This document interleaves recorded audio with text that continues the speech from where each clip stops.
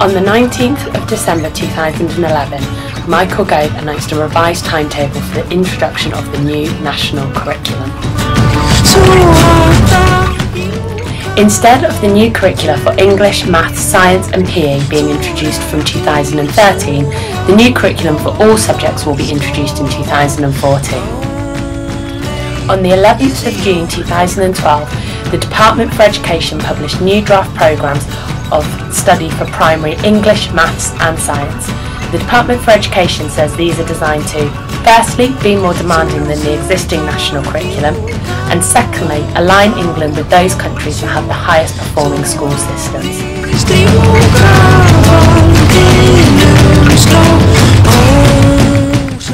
At the same time, the Department for Education announced plans to introduce modern foreign languages from the beginning of Key Stage 2.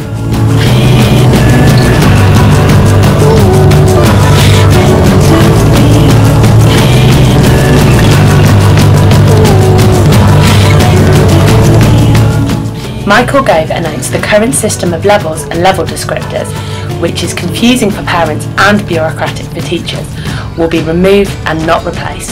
A spokesperson at the Department of Education said that levels are currently being looked at as part of the review. No further details have yet been published.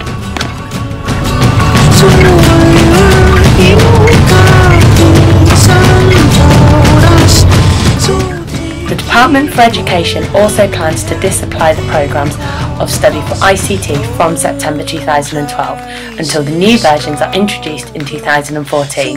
It says in the interim period, schools will be required to teach ICT to all pupils at all key stages, but teachers will have the flexibility to decide what is best for their pupils without central government prescription.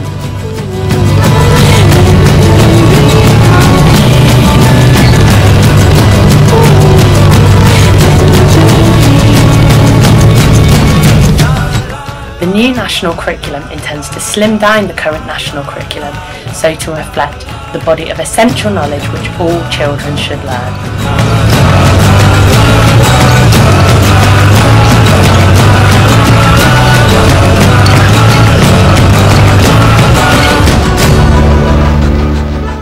The government says it wants schools to be free to construct their own programmes of study in subjects outside the national curriculum and develop approaches to learning and study which complement it.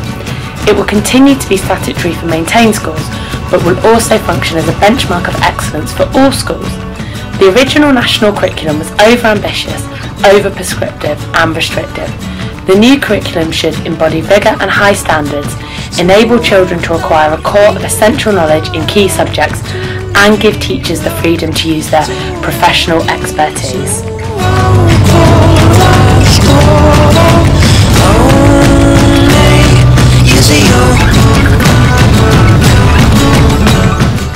There are three key areas of focus: Maths, English and Science.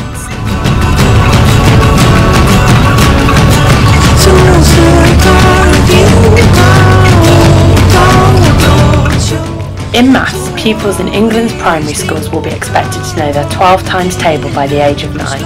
There will be an emphasis on improving arithmetic in changes for schools proposed for September 2014. The curriculum review wants to ensure strong foundations in adding, subtracting, multiplying and dividing so that pupils are ready for more stretching maths topics in secondary school. By the age of 7, they'll be expected to know their number bonds, simple addition and subtraction up to 12. To achieve higher standards in English, pupils will be taught to read fluently through systematic phonics. There will be a much stronger emphasis on reading for pleasure.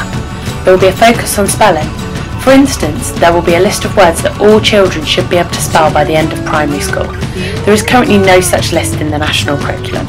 There will be a focus on grammar and an expectation that pupils master formal English through poetry recitation, debate and presentations.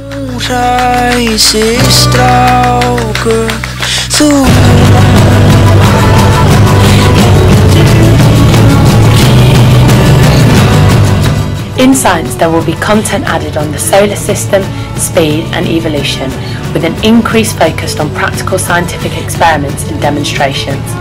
The lives of famous scientists, such as Charles Darwin and Sir Isaac Newton, will also be studied.